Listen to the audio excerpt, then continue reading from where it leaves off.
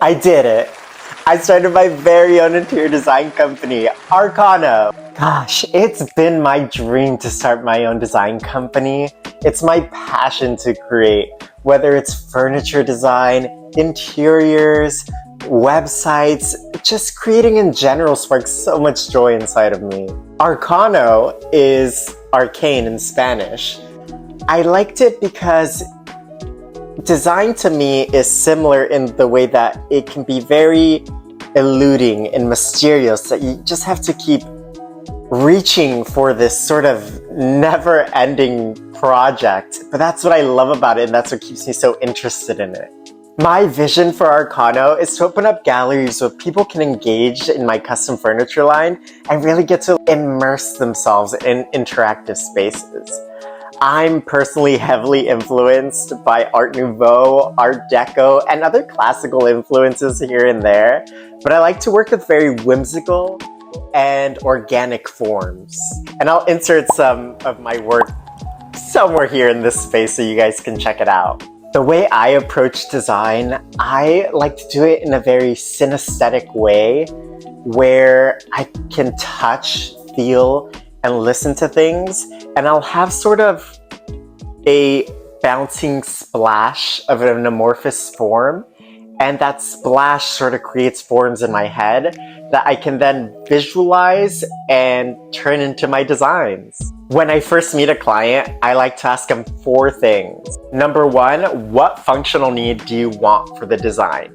And this is so that we know your everyday life and how you would use the space, how you would use a furniture piece, so that I'm able to design it so that it's fit and custom to you. 2, what their budget is, and this one is very important because that guides us and lets us know what we're working with. If we don't know the budget, then we don't know what we're working with and how to approach it properly. Number 3 is figuring out your personal style. This helps me so that I can really figure out what you want and capture your own essence into the design itself.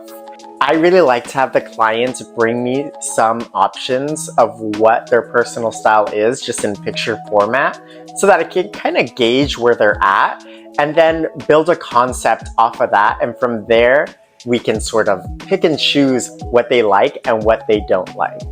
But it is very important to put your own personal style into a space, because if it's not, then it just sort of becomes a trend, and trends go out of fashion very quickly, but your style is timeless to your home.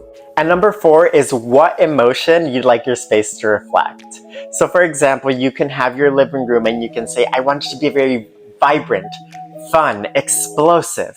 Or you can say, I want a very subtle, relaxing space. An example for this is I've had clients where they have a specific color that they're very enamored with, that they want for the space, but it could be the wrong saturation or shade, which doesn't reflect what they want the space to show.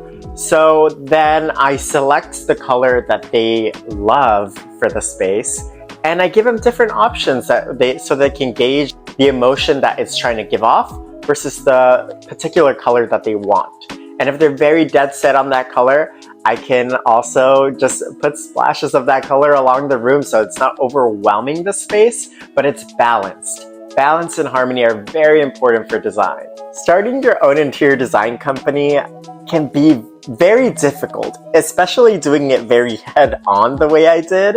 Interior design is a very word-of-mouth industry. So that means that social media can help you, but you really only get your clients from networking with other industry people and sort of going door to door and kind of doing it the old-fashioned way.